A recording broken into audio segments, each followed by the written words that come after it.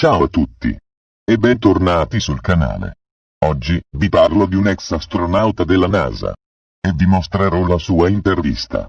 Edgar Mitchell, ex astronauta della NASA, è stato il sesto essere umano a mettere piede sulla Luna durante la missione Apollo 14 nel 1971. Dopo essersi ritirato, ha dedicato la sua vita allo studio scientifico non convenzionale della vita extraterrestre. Edgar è morto in Florida, negli Stati Uniti, nel mese di febbraio 2016. Aveva 85 anni. Tuttavia, prima di lasciare la Terra, nel suo ultimo viaggio, Mitchell ha scioccato il pubblico quando, durante un'intervista al quotidiano britannico Mirror Online, ha rivelato che gli alieni hanno visitato la Terra durante la guerra fredda con le intenzioni di evitare una guerra nucleare. Racconta: la mia esperienza personale parlando con le persone ha chiarito che gli alieni stavano tentando di impedirci di andare in guerra e contribuire a creare la pace sulla Terra. Nello specifico, l'astronauta ha fatto riferimento agli avvistamenti UFO nelle basi militari. Dice: ho parlato con diversi ufficiali dell'Air Force che hanno lavorato in queste basi durante la guerra fredda. Mi hanno detto che gli UFO venivano visti spesso e che erano in grado di disattivare i loro missili. Altri funzionari della costa del Pacifico hanno detto che i loro missili venivano spesso abbattuti da navi aliene. C'era molta attività in quei giorni. Secondo Mitchell, il governo degli Stati Uniti ha sistematicamente nascosto tutti i tipi di informazioni su questi incidenti. Nel 1974 fu firmata una legge sulla sicurezza nazionale che proibiva la divulgazione di qualsiasi informazione riguardante tali avvistamenti. White Sands era un terreno di prova per le armi atomiche e questo è ciò a cui erano interessati gli extraterrestri. Volevano sapere delle nostre capacità militari.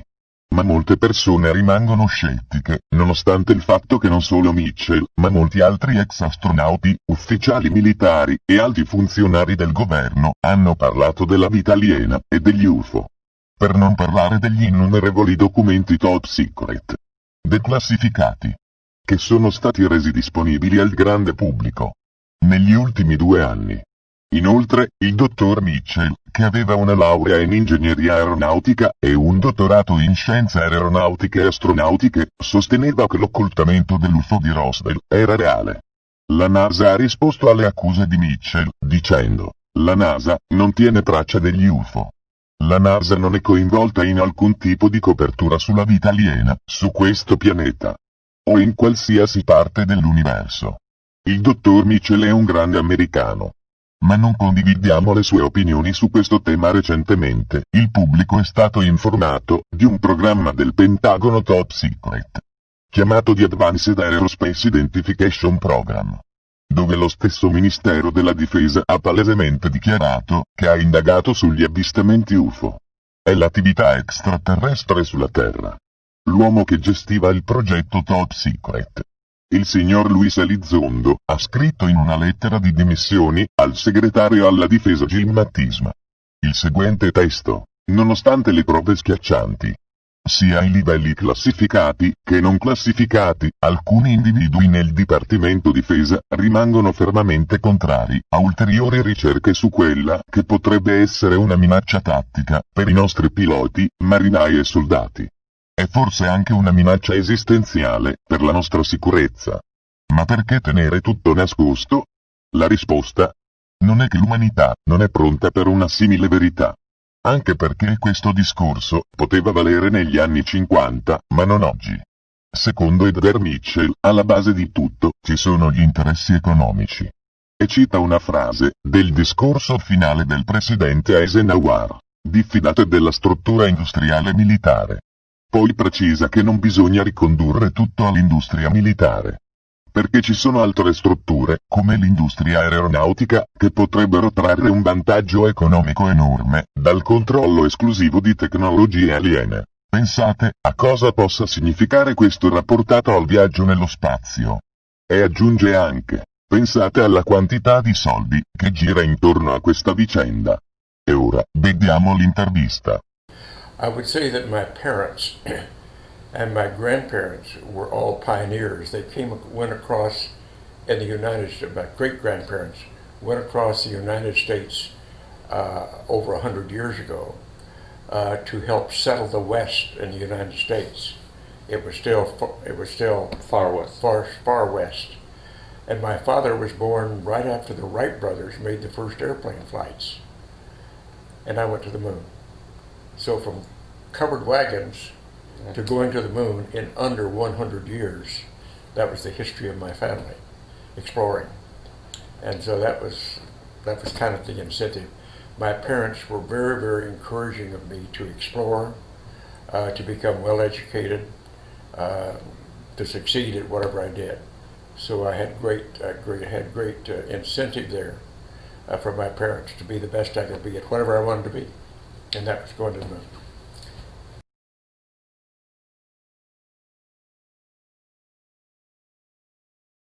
Well, what we are discovering these days, thanks to the new telescopes and the Hubble telescope in space, and seeing how huge the universe is, many times bigger than we ever thought it was.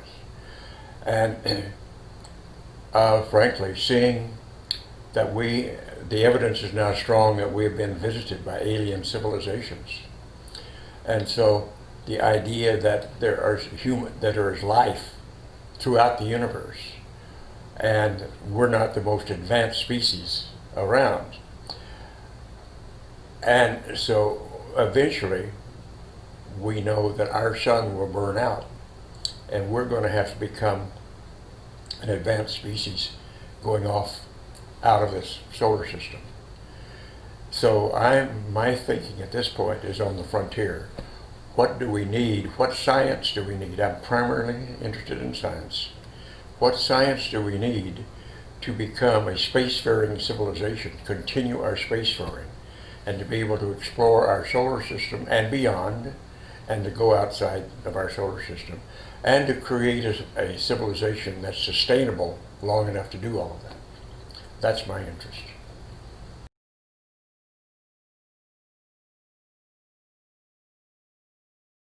Then to go where humans have never been, to look around, take pictures, collect data, and come back and tell the people what it's all about. And that's what explorers do. And that's what I did going to the moon. That's what I'm continuing to do with the idea of going into our solar system and beyond. And so when we were coming home, that was mostly done. And I could look out the window and be a tourist and look at the heavens. And we were positioned in the spacecraft and rotating perpendicular. We were perpendicular to the plane of the ecliptic that contains the Earth, the Moon, and the Sun, and rotating.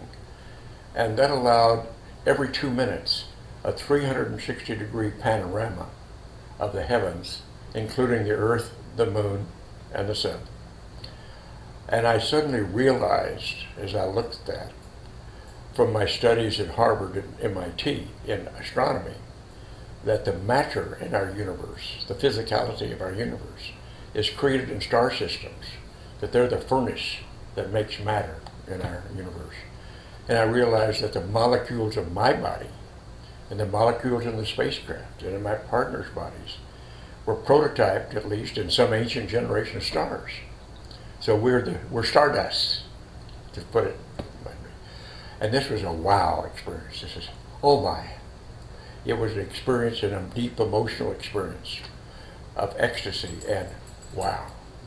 And when I came back, now this continued for 3 days coming home, and I realized at that point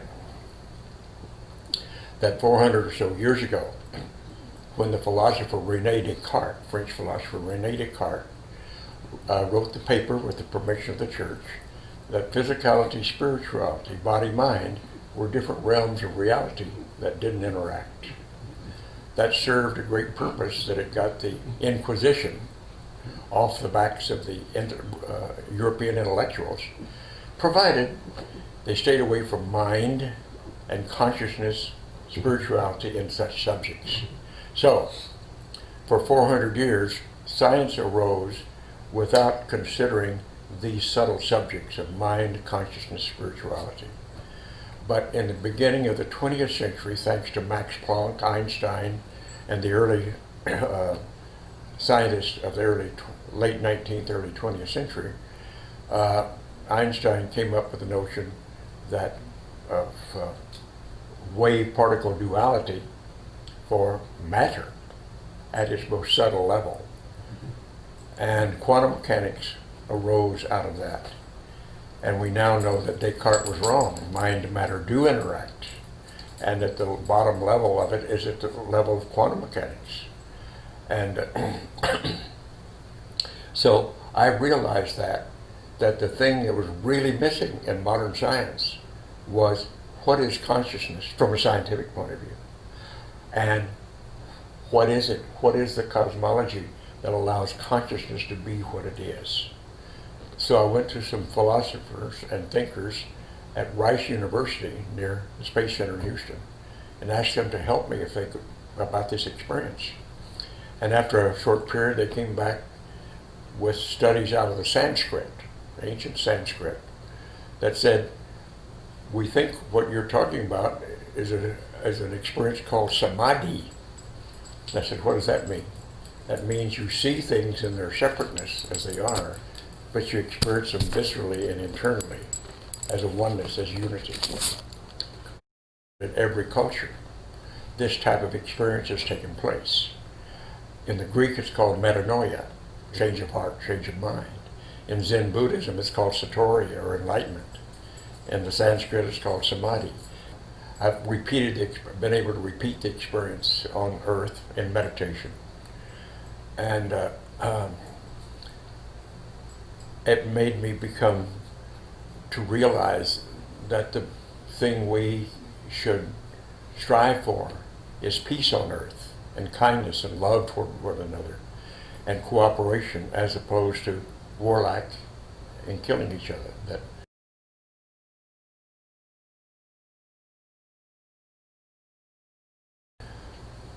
That mind-matter interactions take place across Faraday cage barriers that exclude electromagnetic communication. Quantum resonance is what happens between lovers, between parents and children, brothers and sisters, and so on and so forth. That this subtle quantum information flow, that is a quantum resonance. Intuition is our sixth sense, but we should call it our first sense, because it's so fundamental at the basis of everything that it was around before our normal sensory perceptions. It was around before when our solar system was formed. So it's more fundamental.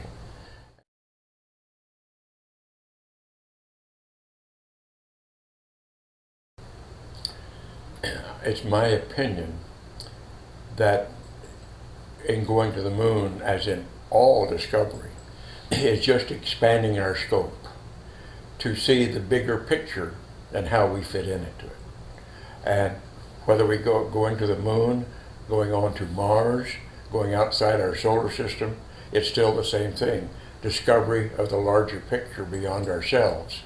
Because it's very clear the more we explore, we're just a tiny little speck in the larger scheme of things.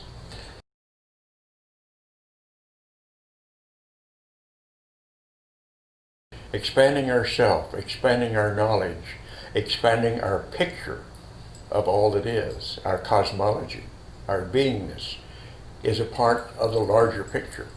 And in order to understand it, we have to start here and reach out and get larger and larger and see how we fit into it. That's the whole point.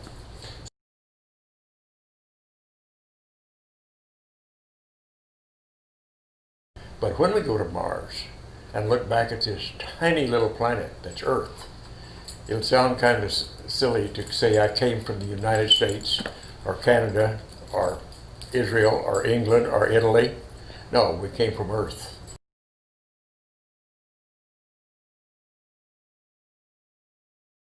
I grew up in an area called Roswell, New Mexico, which has a history back in 1947 of a major UFO sighting in that area. And I grew up there. Now, I was going off to college at the time, and on one day, there was an announcement in the local paper that a alien craft had crashed near Roswell. And the next day, that was said, no, that's wrong. It was a weather balloon that had crashed. But after I went to the moon years later and came back and went back to Roswell and that area, my hometown area, to talk and to give speeches and to meet people, some of the old timers who were there at the time pulled me aside and said, we want to tell you about our experience with the alien crash in 1947.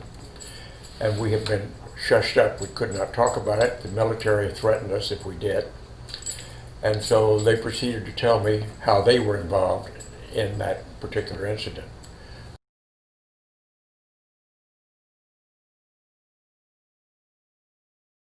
In my particular case, and in our case, going to the moon, it was not anything we were ever briefed about. Certainly not on our flight. And I've seen most, and I was in mission control for most of the visitations on the moon, and no such experiences were reported, to my knowledge.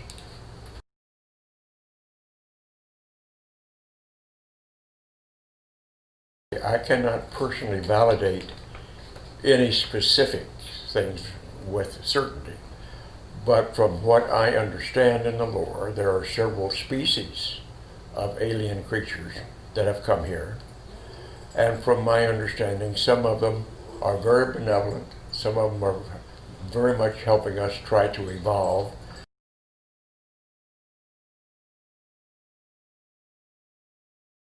There appear to be several at least, I don't know how many. Okay. I have been told at least 4. Now, some of them seem to be more evolved than others. Have you heard of the Phoenix Lights evidence? Yes. Okay.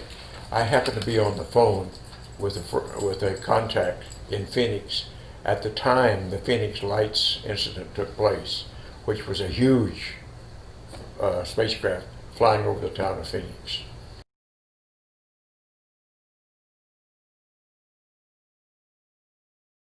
The reason I can be so certain, so positive, is that I'm a scientist, and many of the people that I have talked with and believe and have written about this are very good scientists too.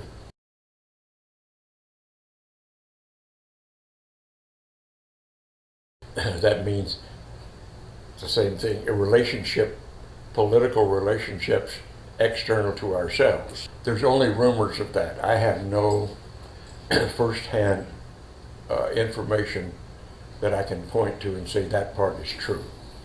I know that there are people that would like to do that. I know there are people who are prepared to do that. And even there, though, also there is lore about certain people, certain military people included, who have been taken by the ETs back to their home planet for study.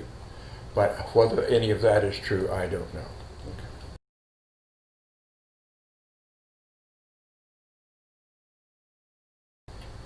You don't give up with the Just going- interest just of going to- exploring. Now, keep going. And I think there's ample evidence that our visitors have been watching us and would be willing to help us. They certainly haven't been trying to damage us in any way. And as a matter of fact, from my contacts with the military, they have kept us from getting into missile fights with the Soviet Union, and in other words, it helped us keep a little more peace than we might have had otherwise. So I think the whole issue, my issue has always been one of cosmology, and that is to answer the questions of who are we, how did we get here, where we're going, what is our universe all about, and to understand our universe. And certainly the ET presence has helped us in the last 50 years start to understand that our presence in the universe is just, we're like one grain of sand on a huge beach. There are many, many civilizations throughout all of nature that we're just beginning to get an understanding that they are all there. And we have a long ways to go before we have that under control. And that's a part of the disclosure, in my mind, is to help people understand that we're not alone in this universe, that we are just one of many, many civilizations throughout the universe in ways that we don't even begin to understand how and where they all are. Se questo video ti è risultato interessante, condividilo. E se apprezzi il mio impegno e vuoi sostenere questo canale, iscriviti. A presto!